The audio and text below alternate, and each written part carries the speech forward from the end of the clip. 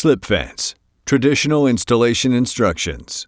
Slipfence is specifically designed for homeowners who want a warm and private wood fence, but with the stability and endurance of an aluminum fence, and simple to install. When planning your traditional slip fence installation, make sure to map out your fence posts exactly 8 feet apart from the center of the post to the center of the next post. Dig 8-inch diameter post holes 36 to 48 inches deep and fill the bottom with a few inches of gravel if required. Colder climates may require a deeper post hole. Insert the square aluminum post into the hole and ensure that the post is at least 76 inches from the ground to the top of the post for a 6-foot fence. Then, pour concrete into the hole around the post to set. Do the same for the next post in the fence line, and while the concrete is still wet, lay a 93-inch piece of 2x4 on the ground to make sure you have the proper spacing between your posts. Then, level each post on both X and Y axis. Repeat this same procedure for all posts in your fence project.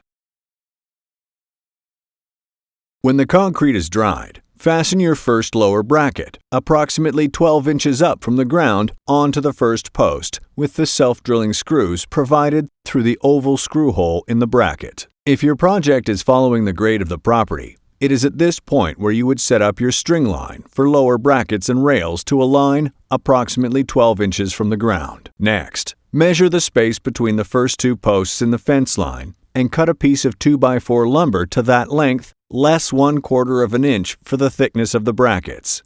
This is your lower rail. If you are stepping the fence and keeping all sections level, place the cut 2x4 into the first bracket cradle. Then, place a second bracket onto the opposite end of the 2x4 and level this rail between the 2 posts.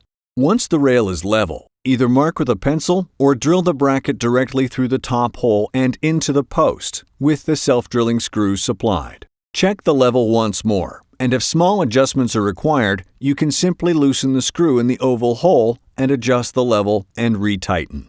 Then remove the 2x4 rail and drill in the remaining screws through the bracket and into the posts to secure both brackets to the posts. Once the lower rail is secured, for a 6-foot-high fence, measure approximately 48 inches from the bottom of the lower bracket up the post, and this is the mark for the bottom of the upper bracket to be fastened.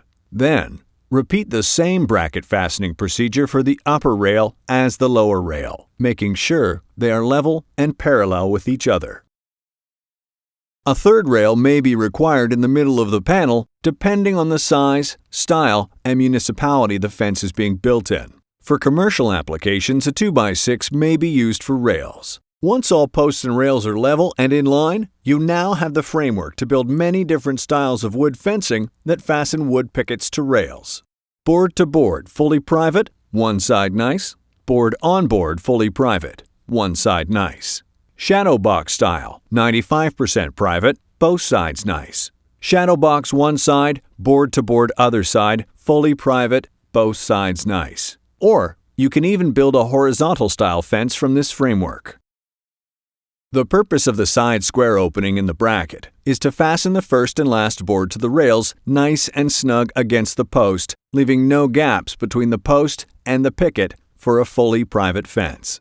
If you have chosen a traditional fence style with boards or pickets on both sides of the wood rails, then you also have the option of installing the Slipfence aluminum cap rail to the top of the pickets for a nice straight linear finish. Extra self-drilling screws to fasten the cap rail are provided in the bracket kit. To finish, tap on the self-tightening aluminum post cap with a rubber mallet to all posts. Post caps should sit approximately 2 inches above the top of the fence boards for a nice clean look. Posts can easily be cut down with a metal blade on your saw if necessary.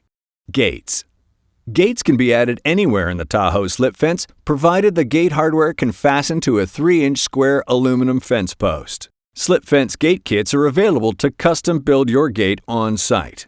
To remove a traditional slip fence panel, either for replacement or for equipment to pass through, simply remove the 4 end boards next to the posts. Unscrew the top and bottom rails from the brackets and lift the whole panel off in one section. What you have now is a warm and private wood fence with the strength and endurance of an aluminum fence. Build a better fence. Slipfence by Tahoe Products Group.